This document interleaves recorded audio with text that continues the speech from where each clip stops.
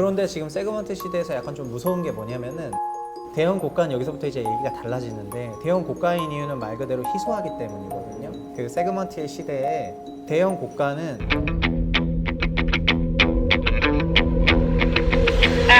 이건 투자 대상이 아니죠. 그러니까 대형 고가를 투자로 사는 사람은 없어야 돼요. 왜냐면은 최상욱 위원과 이야기 계속 이어서 나눠보도록 하겠습니다. 가격이라는 측면, 공시 가격 6억이라는 측면과 면적, 전용 면적 85제곱미터 이하, 소형, 고가, 저가 이렇게 나눠서 네 분면의 세그먼트가 생겼는데요. 소형, 저가, 소형, 고가에 대해서 이야기 나눴습니다. 근데 네. 중대형을 어떤 관점에서 봐야 할까요? 저희가 1인당 주거 면적이 너무 좁아요. 맞아요. OECD 꼴등 정도로. 인당 한 30제곱미터 수준인데 1인당 주거 면적? 네, 예. 뭐 저희가 이제 미국같이 땅이 넓은 나라랑 비교 안 하고 일본이랑만 비교해도 일본 인당 일본이 주거 어때요? 면적이 40제곱미터예요. 40제곱미터. 네. 그래서 인당 주거 면적은 점점 늘어납니다. 사실 참여정부 초기에 인당 주거 면적이 22제곱미터쯤 됐을 거예요. 6평 조금 네. 넘네요. 근데 문재인 정부 됐을 때 벌써 1인당 주거 면적이 거의 30제곱미터, 33제곱미터쯤 되면서 많이 올라갔어요. 그래서 추세적으로 1인당 주거 면적은 계속 올라갈 거라고 생각을 하고 요즘은 또 개나 고양이 키우는 분도 많아서 맞아요. 이제 강아지는 일부 구간만 주면 되는데 고양이는 집 반을 내줘야 되거든요. 아, 그래요? 그러니까 고양이를 안 키우는 고양이는 곱하기 2 해야 됩니다. 아, 진짜요? 네, 아. 고양이는 이제 사람의 위에 있어가지고 네, 그 고양이는 모시고 사는 거기 때문에 전체 집의 절반을 내준다는 생각으로 어쨌든 저희가 1인당 주거 면적은 늘어나고 있습니다. 그래서 저는 대형평이 항상 이제 장기적으로는 좋아진다 이런 생각하는데 세그먼트에서는 대형평도 공시 6억 이하와 공시 6억 초과가 있거든요. 공시 6억 이하인 대형평은 왜 공시 6억 이하냐면은 소위 싸다는 건데 여기는 공급이 많았기 때문입니다. 그렇죠. 말씀하신 것처럼 경기도 외곽 지역의 대형평인데 공시 가격 6억이 안 될 정도로 싼 데는 공급이 아주 많았어가지고 그렇죠. 이런 데는 이 세그먼트 시대 아니어도 투자적으로 좋지 못한 성과를 내게 됐었을 겁니다. 그래서 지금도 앞으로도 투자로는 좋지 못하고요. 그러나 반대로 실수요 입장에서는 가장 가성비가 좋거든요. 대형 면적인데도 주택 가격이 낮잖아요. 그렇죠. 그러니까 이제 여기는 정말 자가 1주택을 원하시는 분들 같은 경우에 좀 검토해 봐야죠. 그렇게 말씀드리고 싶고 대형 고가다. 예. 대형 고가는 여기서부터 이제 얘기가 달라지는데 대형 고가인 이유는 말 그대로 희소하기 때문이거든요. 작년, 재작년, 올해도 마찬가지인데 공급되는 대부분의 서울시 재건축 주택이 85제곱미터 이하가 95% 이상이죠. 예. 또 1인 가구가 증가한다는 게 계속 사회적인 이슈화가 되다 보니까 예. 건설사들은 계속 소형을 공급했죠. 네, 소형은 정말 잘 팔리고 대형은 안 팔리니까 맞아요. 전부 그 공급 믹스가 다 대형이 배제가 되는 건데 그래서 그냥 대형이 이미 고가인 상태이거든요. 그런데 지금 세그먼트 시대에서 약간 좀 무서운 게 뭐냐면은 예. 1주택인데 여유 자금이 있어서 추가 주택을 구매하려고 했던 예비 다주택자. 예비 다주택자들은 매년 나오는데요. 이런 분들이 뭐 소형 고가를 살려고 했다가 2주택 이상 되면은 그때부터 세금이 좀 꼬이지 않습니까? 그렇죠. 양도세니 종부세니. 그러면 이제 이런 분들이 그냥 내가 소형평에 살고 있는데 그냥 내 집을 내 단지 안에서 내가 대형평으로 갈까? 이렇게 하게 되면 이분이 갑자기 1주택 대형 실수요자가 돼요. 그렇죠. 네, 그 소형 다주택자의 후보자였는데 1주택 대형 실수요자가 돼요. 지금 현행 모든 부동산 세법이 1주택자한테는 세부담이 극단적으로 낮아요. 예. 2주택자부터는 갑자기 엄청난 차이가 있는 건데 그러면 점점 이 시장 변화에 순응하게 된다면은 대형 고가가 점점 많이 나올 가능성이 높고 이쪽에 실수요가 좀 많이 올라갈 것 같아요. 이쪽으로. 그래서 이제 지금 그 세그먼트의 시대에 대형 고가는 이건 투자 대상이 아니죠. 그러니까 대형 고가를 투자로 사는 사람은 없어야 돼요. 왜냐면은 더 거대한 종부세와 더 거대한 양도세를 내기 때문에 투자로는 사지 말아야 되는데 1주택 실수요를 생각하셨던 분들이라면은 수요가 종전보다 많아질 수밖에 없기 때문에 여기는 이제 가격이 좀 상승을 할 것 같아요. 그렇게 생각을 하고 있고 반대로 대형 저가인 지역에서는 뭐 투자 수요도 없을 뿐더러 자가 거기 대형이 많으니까 상대적으로 희소성도 없어서 큰 상승은 없을 것 같고 그냥 여기 계속 안정적으로 갈 것 같아요. 제가 예전에 네. 이제 중대형을 얘기할 때 이제 특정 지역을 얘기해서 항의 전화도 받기도 했지만 저는 이제 중대형을 받아줄 수 있는 시장에서의 희소성은 분명히 존재하고 그 가격의 상승 여건은 굉장히 크다라고 13년도부터 제가 기센을 했으니까 네. 13, 14, 15 계속 그런 얘기를 했었거든요. 그러니까 수도권의 전체 중대형이 다 먹히는 게 아니고 제가 그때 얘기했던 거는 예를 들면 특정 지역을 얘기해서 그렇지만 뭐 강남이라든지 네. 뭐 서판교라든지 네. 고가 중대형을 찾을 수 있는 지역들은 희소성이라는 측면, 왜냐하면 건설사에서 공급을 안 했기 때문에 그 희소 가치는 높아져서 가격 상승의 폭은 클 것이다라고 저는 그렇게 예상을 했었거든요. 그런 측면은 어떻게 보세요? 맞나요? 틀리나요? 저는 중대형도 지난 3년 동안 완만하게 다 상승을 했습니다. 맞아요. 네, 그렇지만 소형 고가가 올라간 상승폭 대비해서는 굉장히 미미하죠. 소형 고가가 지난 3년간의 주인공이었거든요. 근데 9.13 체제에서 이렇게 세그먼트가 고착화되게 되면은 대형 고가의 상승률이 꽤 올라올 것 같아요. 제 개인적인 생각에는. 지역 불문하고요. 아니요, 대형 고가인 지역이 대형 이유가 고가. 있잖아요. 대형이 왜 고가겠어요? 희소하니까 고가이지. 그래서 이제 그런 지역은 이제 강한 상승을 보일 것 같고, 대형 공급이 많은 지역은 대체재가 뭐 너무 많기 때문에 여기는 이제 그냥 뭐 막 높은 가격 상승은 없을 것 같아요. 네.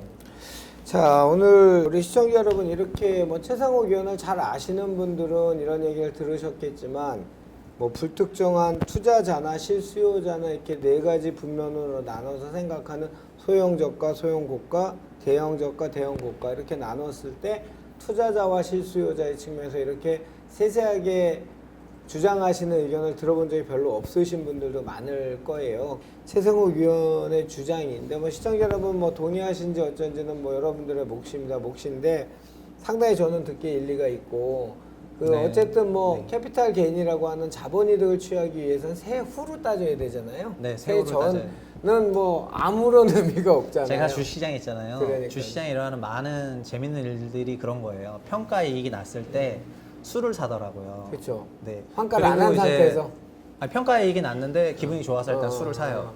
그리고 팔 때는 보존돼 있어요.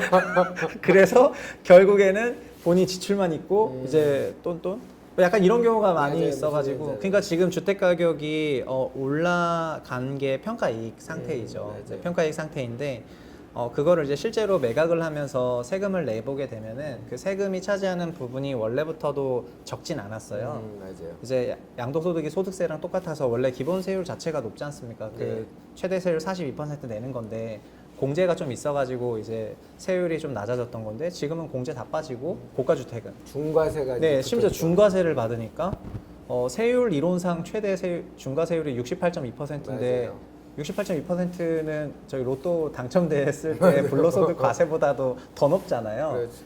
그러다 보니까 이제 이렇게 높은 세금을 내면서 양도할 때만 그렇게 내고 심지어 보유하는 기간에도 그런 세금을 내게 되니까 정말 이제 다시 부동산을 생각해 봐야죠. 이 투자로 정말 적합한 이 주택이었는가. 맞아요. 네, 제가 그래서 2005년 그때 부동산 그 토지 개발 사업을 한참 했었거든요. 그때 당시에 이제 부재지주 60%가 나왔었어요. 그 주민세까지 하면 66% 세금을 내야 되니까 제가 그때 그랬어요. 강의할 때 만약에 투자적인 측면으로 했을 땐 저 같으면 땅을 사지 않겠다. 세금을 66%를 세는데 그걸 왜 하냐. 취득세가 5% 내고 제가 그랬거든요. 네. 그게 이제 전이가 시공을 초월해서 한 13, 14년 만에 주택시장으로 이제 옮겨온 거예요. 그죠? 그래서 네. 이제 세후 이익을 생각을 해야 되는데 자, 오늘의 메신저는 짧고 간결하게 해주시죠. 자, 1가구 1주택 실수요자는 어떻게 해야 된다?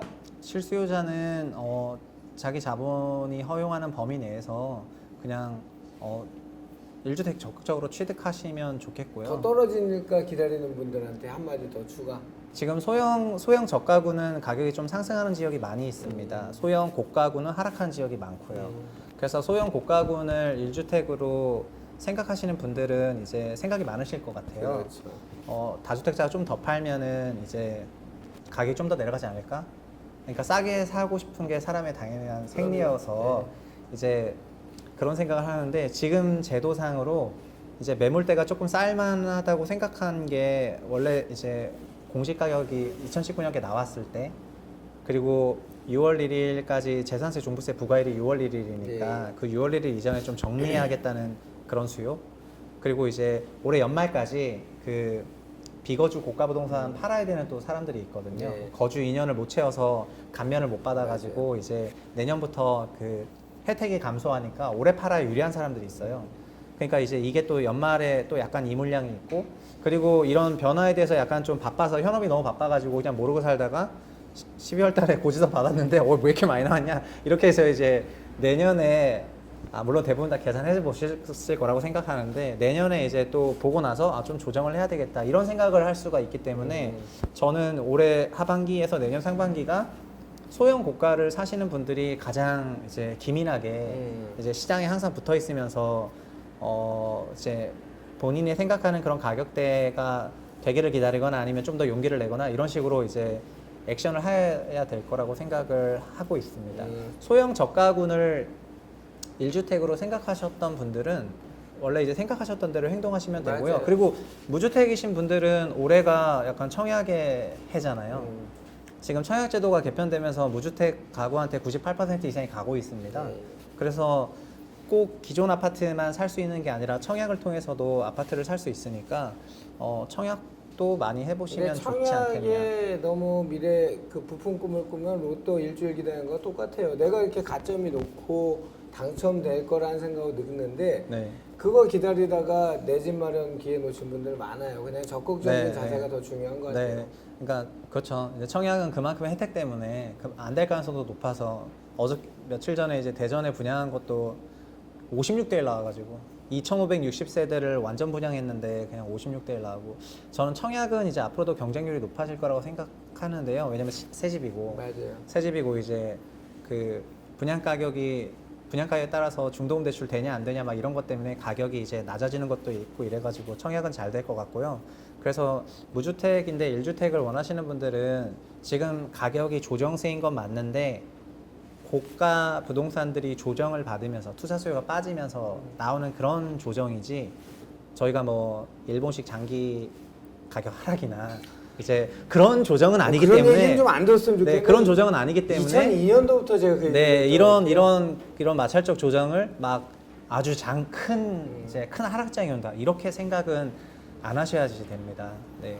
좋습니다. 이제까지 관념적으로 우리가 그랬죠. 집을 분양을 받아놓고 대출을 많이 받으면 그 이자 모은 거보다 집값이 더 올랐으니까 그냥 소유적 소비 형태를 택한 게 일반적인 이때까지 관행적인 소유 형태라고 한다면 굉장히 중요한 얘기인 것 같아요. 오늘 최상욱 의원 나눴을 때 뭐 다 알고 계신 얘기였죠. 그런데 4분면으로 나서 소형 고가의 이런 자본이득 실효세율로 따졌을 때 실질적인 실효가 없다 그러면 안 하는 게 낫죠. 그러니까 분명히 좀 잘 따져 보시기 바라고요.